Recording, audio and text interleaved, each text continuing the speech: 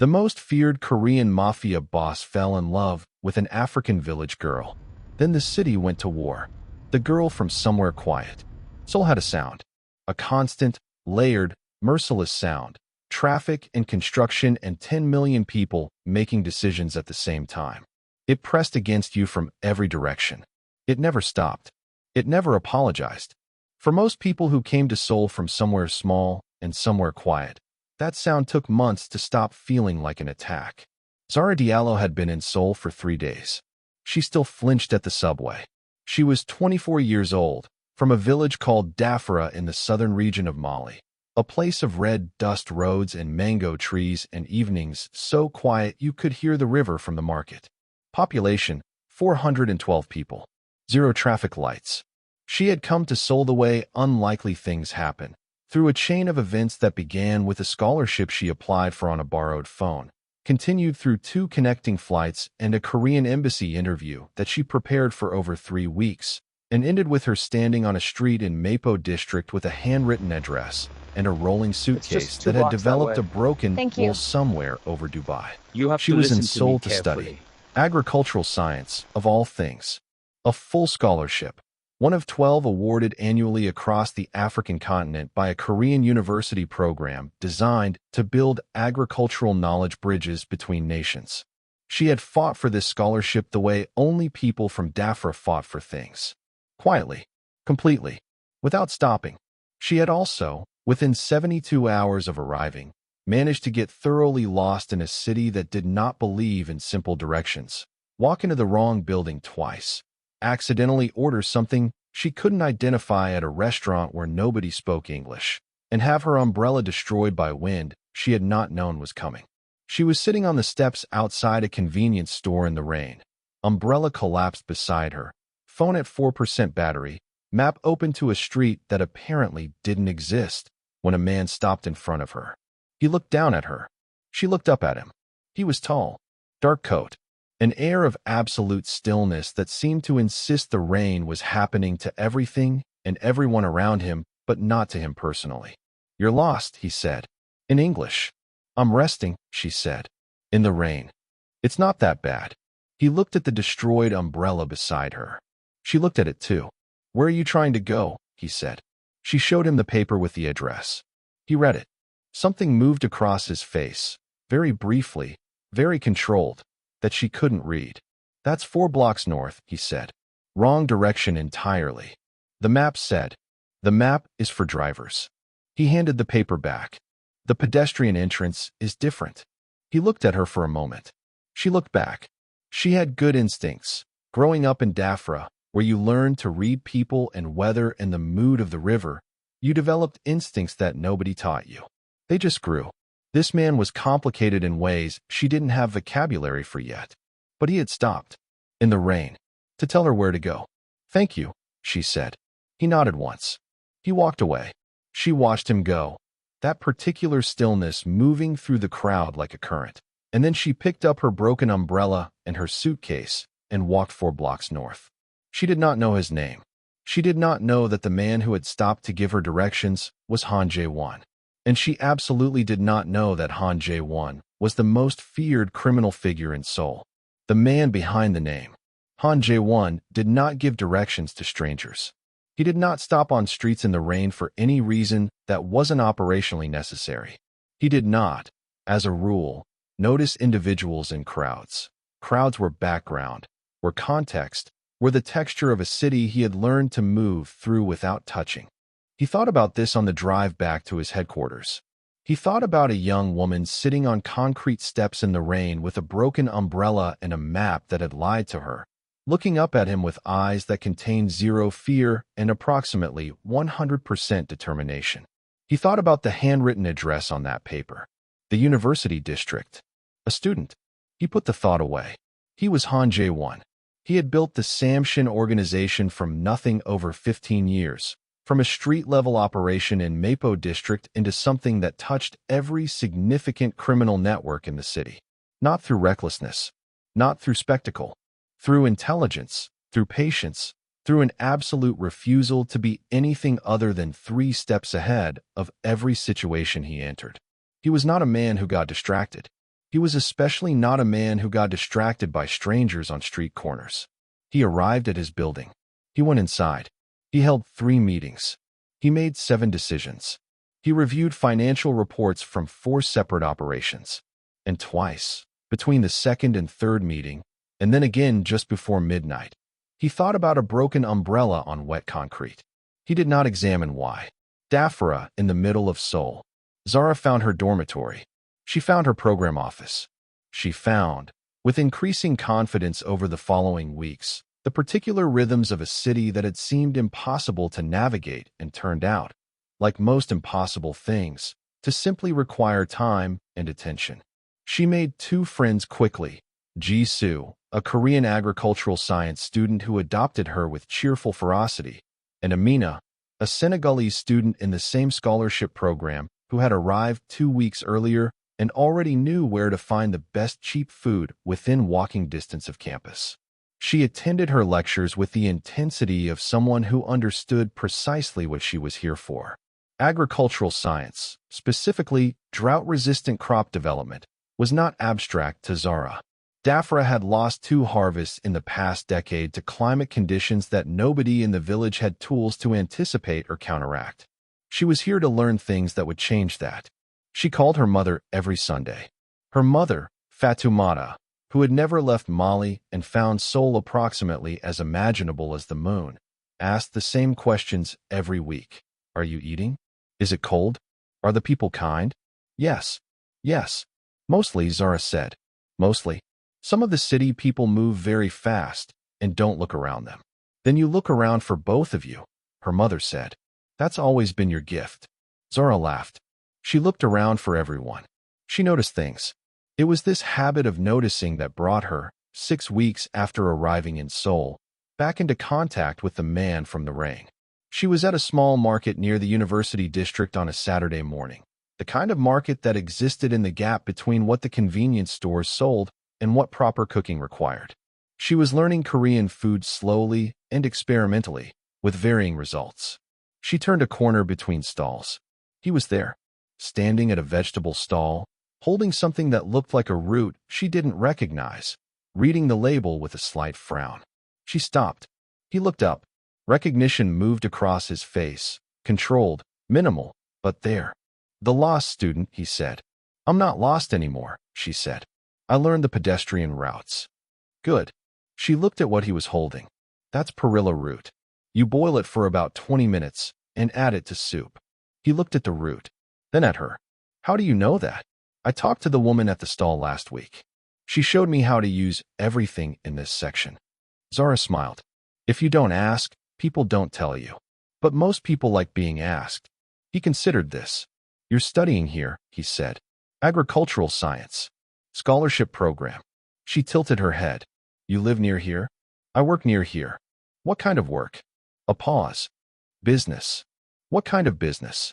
He looked at her. Most people, at this point in conversations with Han Jae-won, had already developed the instinct to stop asking questions. Something in his face, his manner, his stillness communicated very clearly that there were limits to what was available. Zara was looking at him like someone who found the limit interesting rather than alarming. Various, he said. That's what people say when the answer is complicated, she said. Yes. All right. She nodded once, accepting this with total equanimity. I'm Zara. He looked at her for a moment. J1, he said. She smiled. It was a specific kind of smile, warm and direct, and completely without agenda, that Han Jae-won had not been on the receiving end of in a very long time. The perilla root goes well with dried anchovies, she said.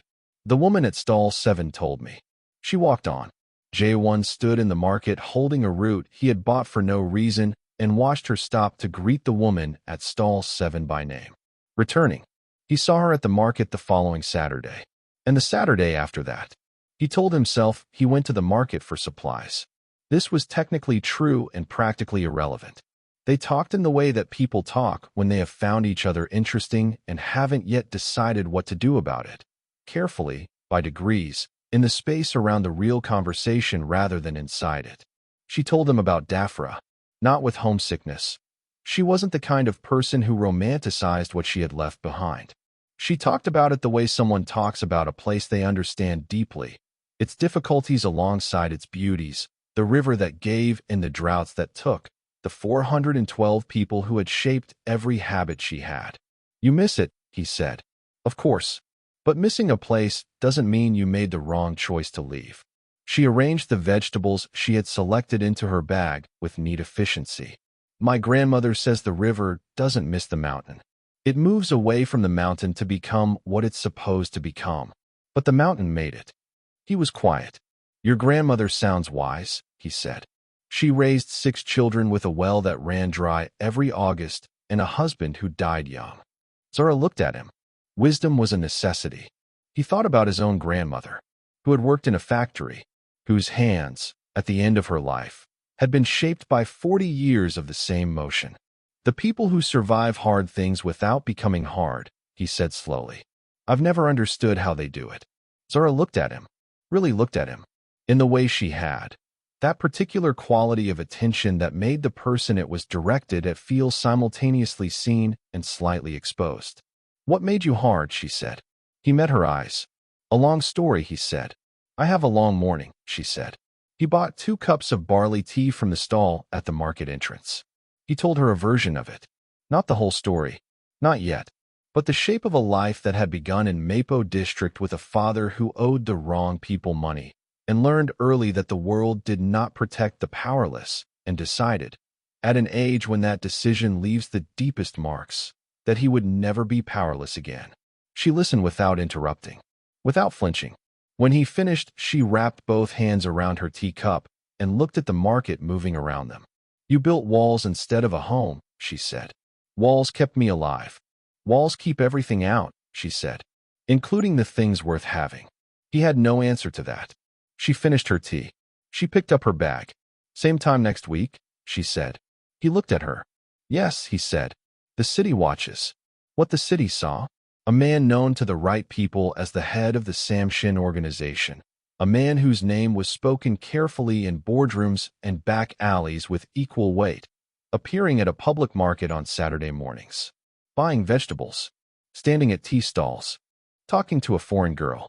The city's underworld was a surveillance machine. Information moved through it constantly. Who was where, who met whom, what it meant, what it cost. Jae-won's lieutenant, a sharp woman named Park Soo-yeon who had worked with him for 9 years and managed his intelligence operations with the precision of someone who trusted nothing and verified everything, brought the first report to him on a Tuesday morning. You've been seen, she said. She set a folder on his desk. 3 separate sources. Market. Tea stall. Walking the pedestrian route near the university district. Jae-won looked at the folder. Did not open it. The girl is foreign, Soo-yeon said.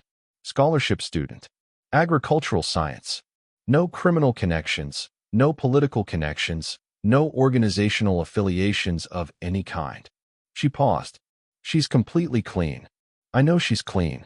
What I'm telling you, Soo-yeon said carefully, is that other people now also know you've taken an interest in someone who is completely clean and unprotected. Another pause. In this city, an unprotected interest is an available leverage point. Jae-won sat with this. He knew she was right. He had built his career on exactly this logic. Find what someone cares about. That's where you apply pressure. What are you recommending? He said. Either you stop going to the market, Soo-yeon said, or you tell me how serious this is so I can protect accordingly. He was quiet for a long moment. Outside his window, Seoul moved in its constant gray morning noise. Protect accordingly, he said. Soo-yeon nodded once. She left. And for the first time in 15 years of running an organization built on never showing what you valued, Han Jae-won had told the truth about something that mattered. What grew in the market? Weeks passed, then months. Zara's world expanded. Deeper into her studies, deeper into the city, deeper into friendships with Jisoo and Amina, and the slow accumulation of people who populate a life lived fully. And deeper, in a way she was careful about because she was a careful person, into conversations with Jae-won. He was not easy. She had never pretended he was. He was guarded in the way that certain landscapes are guarded. You sensed there was something significant inside, but the approach was difficult and the terrain didn't encourage casual exploration. She didn't explore casually. She asked honest questions and waited for honest answers, and did not push when the door closed. He gave more than she expected. By the 4th month, she knew the shape of his childhood. By the 5th, she understood why he slept 4 hours a night and why silence, for him, was more comfortable than noise, and why he had taught himself to cook, because eating alone in restaurants had felt, at some point he couldn't precisely identify, too much like a performance. He cooked for her once. At a kitchen she hadn't known he had, in a building she hadn't known about, that turned out to be an ordinary apartment in a quiet district that had nothing to do with the Samshin organization. "You have a regular apartment," she said, looking around at the unspectacular normalcy of it. "I have several spaces for different purposes," he said, from the stove. "This one is for cooking. This one is for being a person," he said, quietly, like he hadn't planned to say it. She looked at his back. "How often do you come here?" she asked. "More recently," he said. She sat at his kitchen table and felt the weight of what he wasn't saying. He placed a bowl in front of her, doenjang jjigae, fermented soybean paste stew, steam rising with the smell of something that had been made with attention. She tasted it. She looked up. "This is good," she said. He sat across from her. "My grandmother's recipe," he said. "The only thing I asked to keep when she died." She looked at him. This man who ruled a criminal empire, who had not let anyone close in 15 years, who cooked his dead grandmother's recipe alone in a quiet apartment, and had stopped on a rainy street to help a stranger find her address, and kept showing up at a market on Saturday mornings because, she understood now, something in him recognized something in her that he had been missing for a very long time. "J1, she said. He looked up. "I'm not afraid of who you are," she said. "I want you to know that. But I need to understand it clearly if," she stopped. Started again. "I don't do things halfway. Where I come from, you commit or you don't. There isn't an in-between." He held her gaze. "I know," he said. "So I'm asking you directly," she said. "What is this?" He was quiet for a long moment. Outside the ordinary apartment, Seoul conducted its ordinary evening business. Noise and lights, and the permanent hum of 10 million people. "Something I didn't plan for," he said finally. "Is that a problem?" "I don't know yet," he said honestly. "All right," she said. She ate the rest of her soup. He watched her. Something in him, some door that had been locked from the inside for so long he had stopped noticing the lock, opened a fraction. Just a fraction. But enough. The enemy. His name was Choi Byung-soo. 51 years old. 4th-generation crime family. A man who believed, genuinely, deeply, with the conviction of inherited entitlement, that Seoul's criminal landscape belonged to people who had been born into it rather than people who had built themselves up from nothing. He had tolerated Han Jae-won's rise for 15 years because tolerating it had been, until now, the most profitable option. But Byung-soo was not patient by nature. And when his intelligence network brought him the same information that Soo-yeon had brought Jae-won, the market, the girl, the Saturday mornings, Byung-soo felt something shift in his calculations. He had been looking for a crack in Han Jae-won's organization for years. He had never found one, because Jae-won had never given him one. Until now. "The girl," Byung-soo said to his second-in-command, a heavy man named Tae-shik. "Tell me about the girl." The warning. Soo-yeon came to Jae-won on a Thursday evening. She sat across his desk and put a thin folder in front of him. "Byung-soo is making inquiries," she said. "Detailed ones. About Zara Diallo." The room went very quiet. Timeline. Started 4 days ago. He has her dormitory address, her class schedule, her campus movement patterns. Soo-yeon's voice was steady. "He knows where she eats lunch." Jae-won's hands, folded on the desk, did not move. But something changed in his face. Something that Soo-yeon had never seen there before. Not anger. She had seen his anger, cold and controlled and completely terrifying. This was different. This was fear. The specific fear of someone who has spent years protecting themselves and suddenly realizes there is something they have forgotten to protect. "Move her tonight," he said. "She won't know why. Tell her the truth." He stood. All of it. She deserves to understand what's happening. Soo-yeon stood too. Jae-won. She said his name, not his title. She had earned that right over 9 years. How important is she? He looked at the city through the window. At Seoul, which had never offered him anything without requiring blood in return. More important than the organization, he said. The silence after that sentence was very large. Soo-yeon had been with him through everything. She had never heard him say anything like it. Then we protect her like she is, she said. And we deal with Byung-soo before he gets close enough to matter. Yes. And afterward, he turned from the window. Afterward, I'm going to have a conversation I should have had a long time ago, he said. About what this life costs and whether I'm willing to keep paying it. Soo-yeon nodded. She was already moving. The night she learned everything. Zara was in her dormitory room at 10 in the evening, writing up lab notes from the afternoon, when Soo-yeon knocked on her door. She didn't know Soo-yeon, but Soo-yeon had the kind of face and manner that communicated very efficiently that whatever she had come to say was important and there was no time to be casual about it. You're connected to Han Jae-won, Soo-yeon said. I know him, Zara said carefully. You need to know what that means tonight. She told her. Not everything. There were layers of the Samshin organization's operations that were not relevant and not Zara's to carry.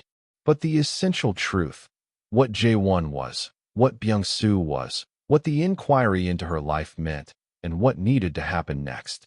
Zara sat on her dormitory bed and listened to all of it. Ji-soo, who had been in the room when Soo-yeon knocked, sat next to her with wide eyes and held her hand. When Soo-yeon finished, Zara was quiet for a long moment. He sent you, Zara said. He's handling the other situation. He wanted you to have the truth from someone tonight and know that you're safe. But he wanted to come himself. Soo-yeon looked at her. Yes, she said. But he wanted you safer more than he wanted to be the one to tell you. Zara closed her eyes briefly. She thought about her grandmother. About the river that didn't miss the mountain. About the way things that seemed impossible were usually just things you hadn't found the right approach to yet. What do I need to do? She said. Come with me tonight. Somewhere secure. Your friend can come. She glanced at Ji-soo. The situation will be resolved quickly. But not tonight. Zara stood. She packed a bag with the efficient calm of someone from Dafra, where you learned early that circumstances changed without warning, and the only useful response was to adapt and keep moving. Ji-soo packed a bag slightly less calmly and with more commentary. Soo-yeon got them both out of the building in 12 minutes. The city goes to war. What happened next would be talked about for years in Seoul's underworld. Not because it was violent. It was, but controlled violence in criminal organizations was not unusual. It was talked about because of how it was done. Han Jae-won had spent 15 years building an intelligence architecture that nobody in Seoul could match. He had always kept it carefully proportioned, never using more than a situation required, never making the organization visible when invisibility was more effective. He used all of it now, against Choi Byung-soo's organization, not in the streets, not with gunfire that attracted attention, in the way that a surgeon addresses a problem, precisely through the most efficient point of entry, with tools calibrated to the specific task. Byung-soo's financial operations were unwound through a coordinated action that involved 3 separate regulatory agencies, 2 banks, and a set of documents that had been sitting in Soo-yeon's files for 6 years waiting for a moment when using them was worth the exposure. The moment had arrived. His allied organizations, for groups that had been cooperating with the Choi family for various self-interested reasons, received simultaneous information packages that made continued cooperation dramatically more costly than abandonment. 3 chose abandonment within 24 hours. The 4th took 36. His key lieutenants, finding themselves suddenly financially frozen and organizationally isolated, made the decisions that people in that position always eventually make. They made themselves available for conversation with authorities. The Choi organization had been powerful for generations. It did not survive what Jae-won did to it in 72 hours. Byung-soo himself was arrested on a Friday afternoon. Not by anyone connected to the Samshin organization. By people following evidence that had been carefully, completely, and entirely legitimately assembled. Jae-won watched it on a news broadcast from the secure location where Soo-yeon had brought him after the operation was complete. He watched it without expression. Then he picked up his phone. He called Soo-yeon. Where is she? What truth sounds like. He came to the secure location at 7 in the morning. Zara was awake. She had slept intermittently and spent the rest of the night writing in the small notebook she carried everywhere. Jisoo was asleep on the other bed, having exhausted herself with questions around 4 in the morning and finally surrendered to necessity. Jae-won looked tired. Not physically. He was too disciplined for fatigue to show that way. But there was something around his eyes, in the particular set of his jaw, that communicated a man who had been carrying something heavy and was still holding it. He sat across from her at the small table by the window. She looked at him. "Tell me the rest," she said. "All of it. Not the version that protects me from the uncomfortable parts." "Zara, I'm from Dafra," she said. "We survive drought and flood and years when the harvest fails. You're not going to break me with complicated truths." She held his gaze. "Tell me." He told her. The full picture this time. Not the version with the difficult edges softened. The Samshin organization in its entirety, what it controlled, how it operated, what 15 years of building it had required in cost. What he had done over the past 72 hours to protect her. What it had cost in exposure, in resources, in debts called in that couldn't be replaced easily. He told her about the apartment where he cooked his grandmother's recipe. About the Saturdays at the market that had begun as something inexplicable and become, without his planning for it, the most important part of his week. About the moment when Soo-yeon put the folder on his desk and said Byung-soo was making inquiries, that he had understood something he had been refusing to examine. "What did you understand?" she said quietly. He looked at his hands. "That I had been building a life," he said, "that was designed specifically to have nothing in it that could be taken from me." He paused. "And then I met someone I couldn't make fit that design. And instead of accepting what that meant, I kept coming back to a market every Saturday and telling myself it was manageable. And now I've dismantled the most significant rival threat to this organization in 15 years to keep someone safe who I never protected properly to begin with." He looked at her. "Which means the design has already failed, and I need to decide what to build instead." Zara was quiet. She looked out the window at a city that was waking up, gray and relentless and entirely indifferent. "In Dafra," she said slowly, "when the rains don't come, when you've planned for a harvest and the ground is dry and everything you expected fails, the people who survive are the ones who look at what the ground is actually good for, instead of grieving what it isn't." He watched her. "You're saying adapt," he said. "I'm saying be honest about what the ground is," she said. "What it can actually hold." He held her gaze. "I don't know how to be what you deserve," he said. "But I know I'm done pretending that's not the conversation I've been avoiding." She reached across the table, put her hand over his. "Then stop avoiding it," she said. "I'll be here." Outside, Seoul was fully awake now, loud and complicated and entirely itself. Inside the small room, something settled. Not resolved, not yet, but honest. For the first time, honestly and completely laid out. That was enough to begin. The long work. Dismantling an empire takes longer than building one. Jae-won understood this practically and accepted it with the same patience he had applied to everything in his life that was worth doing. The Samshin organization's criminal operations did not end in a day, but they ended. Soo-yeon, who had anticipated this more accurately than anyone, had already been building toward it. The legitimate business interests that had always provided cover were slowly, methodically transformed into the primary operation rather than the mask. Property management, a logistics company, a food import business that had started as a front and had turned, almost accidentally, into something genuinely profitable and useful. These things took time. Jae-won gave them time. He also gave time to something he had not given time to in 15 years. Himself. Not in any dramatic way. In the way that ordinary people give time to themselves. By cooking real meals, by sleeping longer than 4 hours, by going to a market on Saturday mornings for reasons that had nothing to do with power or information or strategy. Just because he wanted to be there. What Zara built. Zara finished her scholarship program 18 months after she had arrived in Seoul. She graduated third in her cohort. Jisoo cried at the ceremony. Amina made a speech that was not technically supposed to be made by a non-graduating student, but was accepted because Amina had a personality that made opposition feel exhausting. Her mother could not come. The cost of the flight was too great and the village needed her. But she called during the reception and her voice came through the phone with all 412 people of Dafra in it somehow. "Are you happy?" her mother asked. Zara looked across the reception courtyard.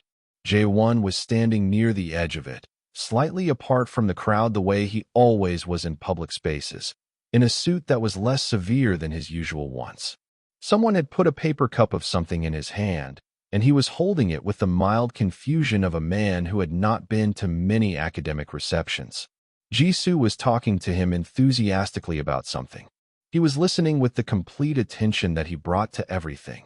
And he said something that made Jisoo laugh, which meant he had made a joke, which was new territory. He glanced up, caught Zara looking. He held her gaze for a moment.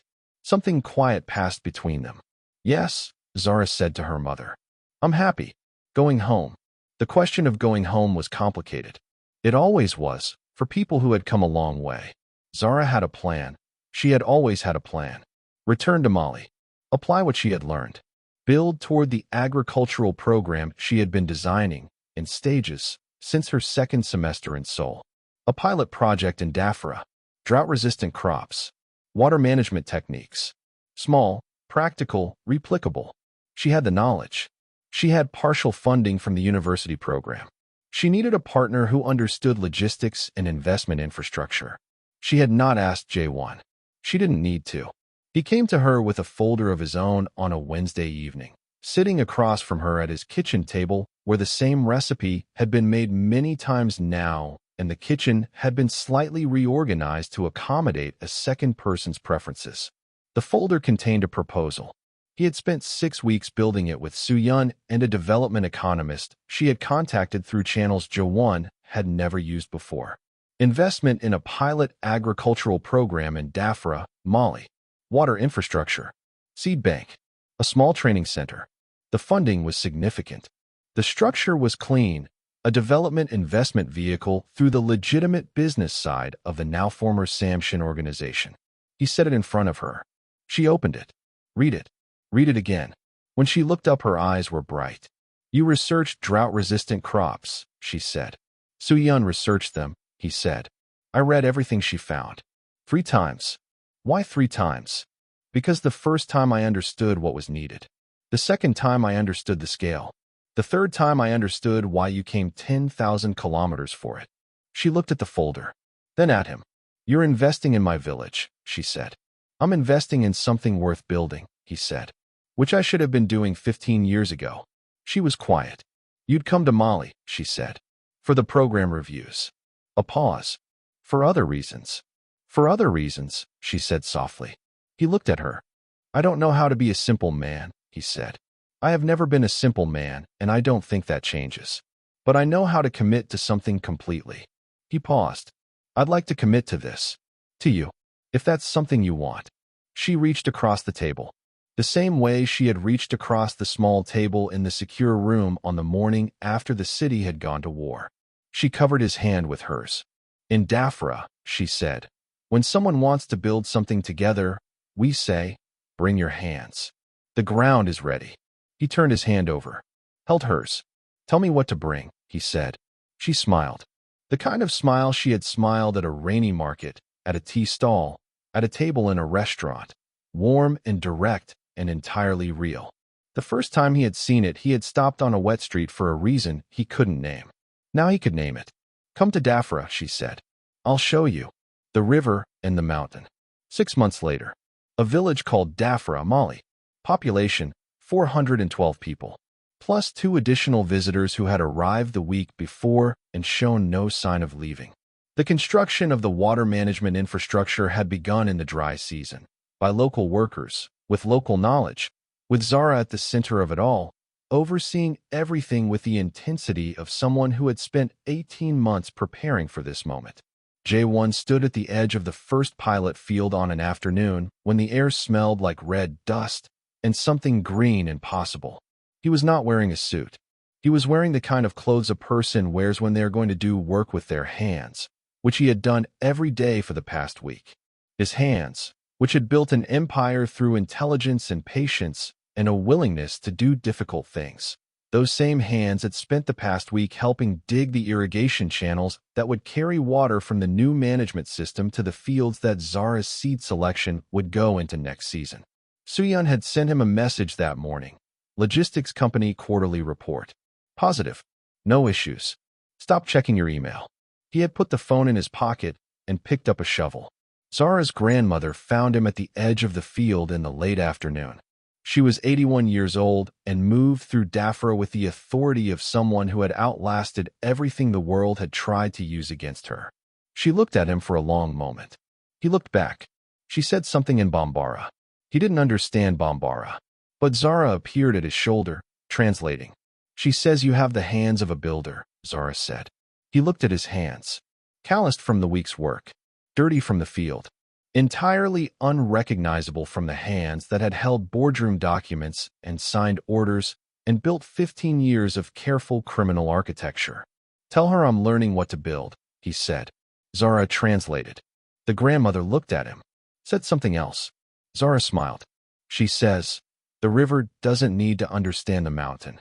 It just needs to find the right direction.